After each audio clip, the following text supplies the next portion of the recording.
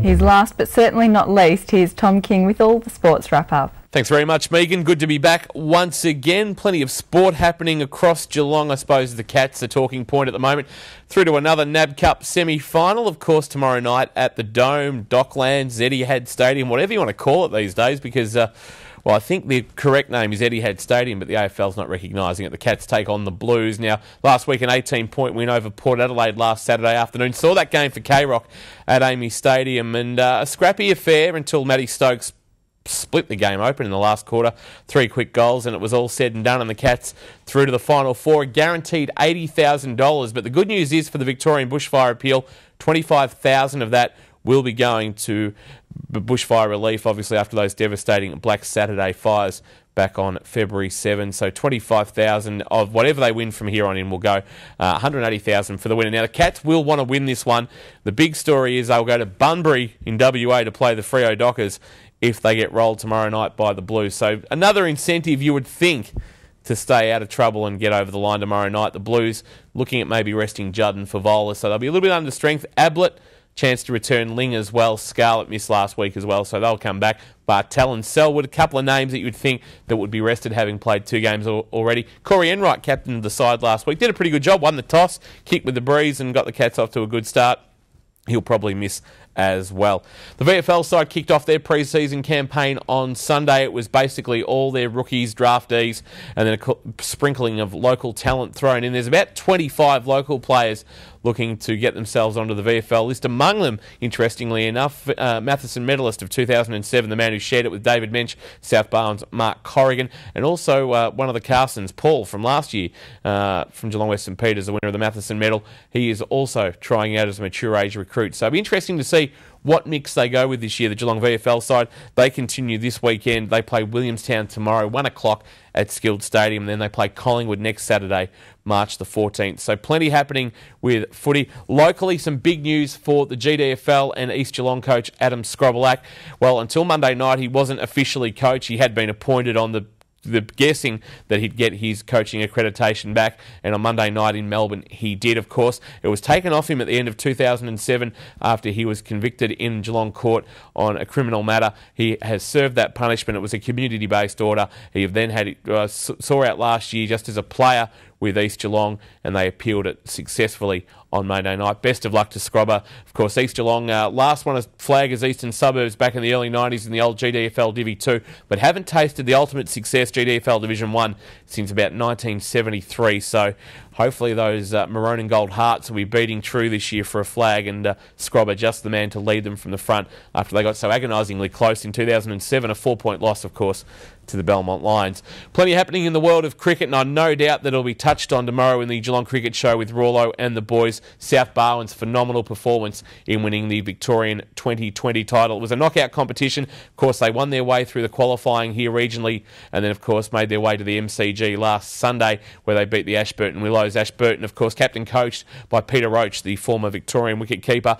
They were struggling at one stage. The Swans in chase of about 133, and they got home with 3 balls to spare thanks to Damien Hester's 56 off 33 balls. So the Green and Golds, they were pretty happy, and they take home a $1,500 winner's cheque as well. And hopefully that's a good indication as they roll into the finals in the GCA, as they look to go back-to-back and win another flag. I think they're going to have to topple that menace that is St Joey's at the moment, who just seem to be rising to the top under David Morgan, and will take them on a premiership, you'd think. But more, of course, tomorrow, Geelong Cricket Show with Rawlo and the boys. Geelong in the GCA, or in the VCA rather, Premier Cricket, 8 for 362, thanks to Tom Elliott's 3rd century of the season. He's had a breakout year, and I think he's one of the few batsmen who, at the end of the season, will be able to hold his head up and say, yeah, I gave my all this year, and probably had a year that was more than a pass mark. Liam Buchanan got back into some form with a 70-odd.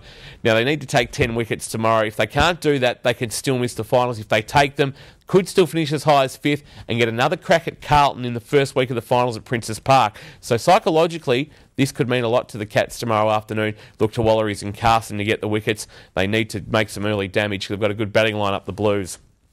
Basketball now in the Super Cats. Well, last Friday night, first time we saw the two imports in action, of course, Ismail Muhammad and Clifton Lee. A 9-point win over the Ballarat Miners down at Drysdale. Good crowd down there too, about 350 cramming into the bleachers there. It's not a big stadium, but a good effort by Ballerine Basketball and the Super Cats to come together. It was a bushfire relief effort, and of course, it raised a little bit of money, so well done to both organisations. The Super Cats tomorrow night at 5 o'clock tip-off, or tomorrow afternoon rather, 5 o'clock tip-off will play the Dandenong Rangers. Now, Dandenong's a traditional pre-season opponent.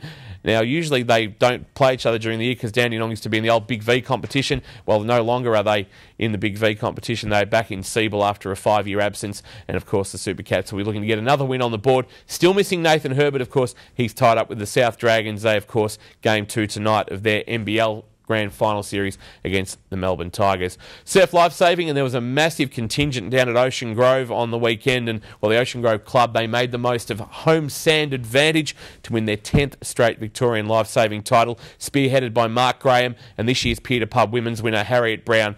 They were never going to get rolled Ocean Grove, and they did very well, so congratulations to them. Baseball news, well, last weekend a disappointing loss once again for the Geelong Bay Cats. They've dropped 2 games in a row and given up 10 runs in both of them, even though they've been safely ensconced in the finals for about 3 weeks. They will play Waverley this weekend in a semi-final. The winner of that to play the loser of Blackburn and Essendon. So good luck to the Bay Cats. Of course, they were the Giants until this year, but the name change has proven to be an absolute winner. Last week, the Geelong Pacing Cup, our Malabar getting up and winning that one. Bannockburn's Mr. Swinger surprisingly faded to finish 7th and got 3 wide at the turn, and people thought it was a chance, but just faded in the run into Dominion next on the cards for him. Valacet, trained by Graham Bate at Lara, is the Australian Cup winner. It's his 2nd Australian Cup winner, Graham Bate, and Valacet upsetting El Galo, the favourite. And Graham, talking to him during the week for K-Rock, said he was not surprised that his dog got up. It got a good jump out of the box, and it just reared up towards the end. And, well, over the top of El Galo it came and won the big prize. It's probably Australia's biggest greyhound race, so well done to Graham. Of course, the Masters Games are done and dusted. About 1,400 at the closing ceremony on Saturday night to wrap it all up. A big 9 or 10 days of competition. Congratulations to those who participated. It's a great event. The talks are it could become much more permanent here in Geelong down the track. 7,000 competitors, affected a little bit by the global financial crisis and also a bit by the fact the World Masters Games are in Sydney this year. So there's plenty happening in the world of sport, of course. For the latest, you can keep it locked to K-Rock every weekday morning between 6 and 9 on the half hour. I'll bring you all the updates. Don't forget K-Rock footy, of course, tomorrow night with the NAB Cup semi-final between Geelong and Carlton from 6 o'clock. Myself and Ian Cohen bringing you all the action. Looking forward to that one. For another week, it's goodbye. Megan, back to you. We hope you've enjoyed all that we've brought you on Good Morning Geelong this Friday. We'll be back with you next week at 7 AM here on Channel 31.